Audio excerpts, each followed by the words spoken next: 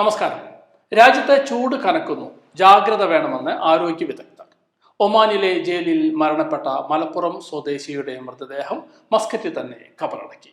ബന്ധങ്ങൾ ഊട്ടിയുറപ്പിച്ചുകൊണ്ട് Sultan Haitham bin Tariq al സയ്യിദിന്റെ ജോർദൻ സന്ദർശനം. ഇന്നത്തെ പ്രധാന വാർത്തകളുമായി ഗൾഫ് അപ്ഡേറ്റ്സിലേക്ക് സ്വാഗതം. Gulf updates Oman brought to you by Shahi foods and spices, powered by Purushottam Kanji exchange. രാജ്യത്തിന്റെ പല ഭാഗങ്ങളിലും ചൂട് കനത്തു തുടങ്ങി. മിക്ക സ്ഥലങ്ങളിലും താപനില 40 ഡിഗ്രി സെൽഷ്യസിന് മുകളിലാണ്. വരും ദിവസങ്ങളിൽ ഇനിയും ചൂട് വർദ്ധിക്കുവാനാണ് സാധ്യതയെന്ന് കാലാവസ്ഥാ നിരീക്ഷകർ പറഞ്ഞു. പൊതുവെ മെയ് മാസം അവസാനത്തോടുകൂടി ചൂട് വർദ്ധിക്കാറുണ്ട്. ജൂൺ മാസത്തിൽ കൊടും ചൂടാണ് സാധാരണ അനുഭവപ്പെടുക. കഴിഞ്ഞ ഏതാനും ദിവസങ്ങളിൽ ബർക്കയിൽ 42.6 ഡിഗ്രി സെൽഷ്യസ് താപനിലയാണ് അനുഭവപ്പെട്ടത്. റുസ്താക്കിൽ 42.5 സുവൈക്കിൽ 42.3 ഡിഗ്രിയും ചൂട് അനുഭവപ്പെട്ടു. ഇപ്പോൾ ജബൽ അൽ ഷംസിലാണ് തണുത്ത കാലാവസ്ഥ അനുഭവപ്പെടുന്നത്. ഇവിടെ 17 ഡിഗ്രി സെൽഷ്യസും സൈക്കിൽ 26 ഡിഗ്രിയുമാണ് നിലവിലെ താപനില. ചൂട് വർദ്ധിക്കുന്നത് നിരവധി ആരോഗ്യ പ്രശ്നങ്ങൾക്ക് കാരണമാകുമെന്നും മുന്നറിയിപ്പിൽ ഉണ്ട്. മനുഷ്യനിൽ നിരവധി മാനസിക പ്രശ്നങ്ങൾക്ക് കടും ചൂട് കാരണമായേക്കും. അകാല മരണം, ഹൃദയാഘാതം അടക്കം നിരവധി ആരോഗ്യ പ്രശ്നങ്ങൾക്ക് ഇത് വഴിയൊരുക്കും. ചൂട് കൂടുന്ന സാഹചര്യത്തിൽ ഏറെ ജാഗ്രത പാലിക്കണമെന്നും മുൻകരുതലുകൾ എടുക്കണമെന്നും റോവി ബദൽസമ ഹോസ്പിറ്റൽ ഇന്റേണൽ മെഡിസിൻ വിഭാഗം തലവൻ ഡോക്ടർ ബഷീർ ആവശ്യപ്പെട്ടു. ഒമാനിലെ ജയിലിൽ ഹൃദയാഘാതം മൂലം മരണപ്പെട്ട മലപ്പുറം സ്വദേശിയുടെ മൃതദേഹം മസ്കറ്റിൽ തന്നെ കബറടക്കി. സാമ്പത്തിക ഇടപാടുമായി ബന്ധപ്പെട്ട് 4 മാസങ്ങൾക്ക് മുൻപാണ് മലപ്പുറം സ്വദേശി അബ്ദുൾ റസാഖ് ജയിലിലാകുന്നത്. പാണക്കാട് സയ്യിദ് മുനവറലി തങ്ങൾ മസ്കറ്റിൽ മൃതദേഹം സന്ദർശിച്ച് പ്രാർത്ഥന നിർവഹിച്ചു. 4 ദിവസങ്ങൾക്ക് മുൻപാണ് സമയിലെ ജയിലിൽ ഹൃദയാഘാതത്തെ തുടർന്ന് അബ്ദുൾ റസാഖ് മരണപ്പെട്ടത്. മരണം നടന്ന് 4 ദിവസങ്ങൾക്ക് ശേഷമാണ് ബന്ധുക്കൾക്ക് വിവരം ലഭിച്ചത്. 50 വയസ്സായിരുന്നു പ്രായം. അബ്ദുൾ റസാഖിനെ ജയിലിൽ നിന്ന് പരിചയപ്പെട്ട കണ്ണൂർ തളിപ്പറമ്പ് സ്വദേശിയാണ് പുറത്തിറങ്ങിയ ശേഷം മരണവിവരം മസ്കറ്റ് KMCCയെ ധരിപ്പിച്ചത്. പിന്നീട് KMCC നാട്ടിലുള്ള ബന്ധുക്കളെ വിവരം അറിയിക്കുകയായിരുന്നു. സീബിൽ കുട്ടികളുടെ കളിപ്പാട്ടങ്ങളും മറ്റും വിൽക്കുന്ന കട നടത്തി വരികയായിരുന്നു അബ്ദുൾ റസാഖ്.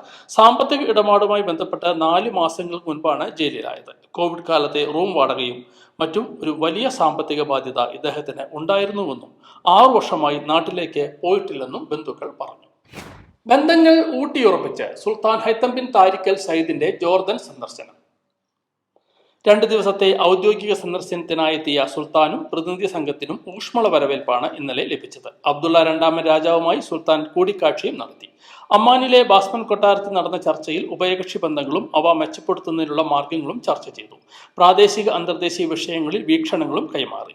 അറബ് സംയുക്ത പ്രവർത്തനവുമായി ബന്ധപ്പെട്ട വിഷയങ്ങളും ചർച്ചയായി. സുൽത്താന്റെ സന്ദർശനത്തിന്റെ ഭാഗമായി ഇരു രാജ്യങ്ങളും തമ്മിൽ വിവിധ സഹകരണ കരാറുകളിലും ഒപ്പുവെച്ചു. ഒമാൻ പ്രതിനിധി സംഘം ജോർഡനിലെ വിവിധ മന്ത്രിമാരുമായും ഉന്നത ഉദ്യോഗസ്ഥന്മാരുമായും കൂടിക്കാഴ്ചയും നടത്തി.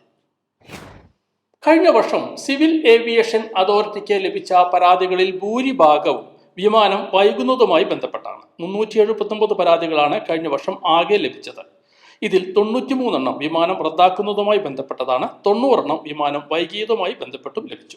ലഗേജ് നഷ്ടപ്പെട്ടതുമായി ബന്ധപ്പെട്ട് 69ഉം സീറ്റ് നിഷേധിച്ചതുമായി ബന്ധപ്പെട്ട് 62 പരാതികളാണ് ലഭിച്ചതെന്ന് കണക്കുകൾ സൂചിപ്പിക്കുന്നു.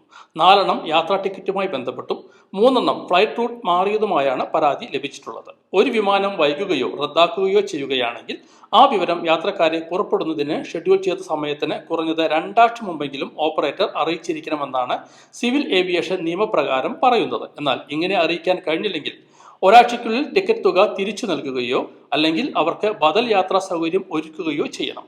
കാത്തിരിപ്പ് സമയത്തിനനുസരിച്ച് താമസവും ഭക്ഷണവും ഉൾപ്പെടെയുള്ള മറ്റു കാര്യങ്ങളും എയർലൈനുകൾ നൽകേണ്ടതാണ്. മുൻ പ്രധാനമന്ത്രി രാജീവ് ഗാന്ധിയുടെ 33ാമത് രക്തസാക്ഷി ദിനം ഇൻകാസ് നാഷണൽ കമ്മിറ്റിയുടെ ആഭിമുഖ്യത്തിൽ ആചരിച്ചു. ആധുനിക ഇന്ത്യയുടെ പിതാവെന്ന് വിശേഷിപ്പിക്കാവുന്ന രാജീവ് ഗാന്ധിയുടെ രക്തസാക്ഷിത്വം ഭീകരവിരുദ്ധ ദിനം കൂടിയായാണ് ആചരിച്ചത്. ഗുരുവായൂർ UDF ചെയർമാൻ ഷാനവാസ് തിരുവത്ര ഉദ്ഘാടനം ചെയ്തു.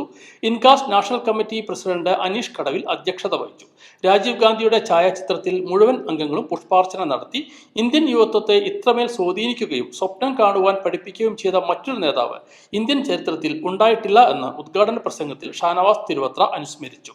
Global secretary Kuriakose Maliyekkal, vice chairman Naseer Thiruvathra തുടങ്ങിയവർ രാജീവ് ഗാന്ധിയുടെ ഓർമ്മകളെയും രാജ്യത്തിനു നൽകിയ സംഭാവനകളെയും കുറിച്ച് സംസാരിച്ചു. ഇൻകാസ് ജനറൽ സെക്രട്ടറി ജിജോ കടന്തോട്ട് സ്വാഗതവും ട്രഷറർ സതീഷ് പട്ടുവവും നന്ദിയും പറഞ്ഞു.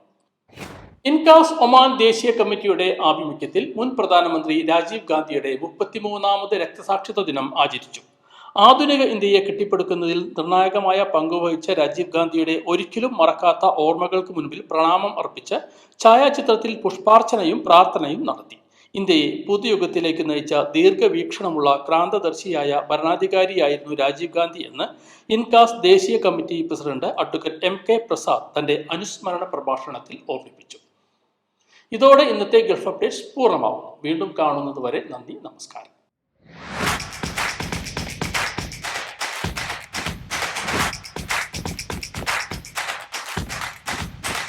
Gulf Updates Oman, brought to you by Shahi Foods and Spices, powered by Purushottam Kanji Exchange.